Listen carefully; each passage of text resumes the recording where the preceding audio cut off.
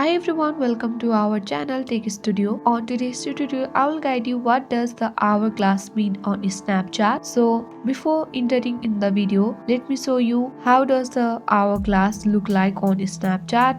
So when you get access on the chat section of the Snapchat, then here you can see the hourglass next to the Snapchatter's username, which is basically associated with this fire emoji. Here I have two hourglasses, one on the Ricky Sa's message and another on the Prasant's fuels. So here you can see there are the two hourglasses. So if you see a hourglass or any Snapchatter's user's name, then let me say you what does it actually means. But before that, the fire emoji represents the streak. So streak is like if you send a snap to a person and you receive a snap from that person every day, then like you are gonna get this fire emoji saying a snap streak. So if I do not send a snap in like 24 hours, then snap streak will end and this fire emoji will disappear, and that's when the hourglass icon appears. So if I do not send another snap within 24 hours, and when that 24 hours period is about to end, then the hourglass will appear saying that my snap is about to disappear or snap streak is going to disappear. So you need to send a snap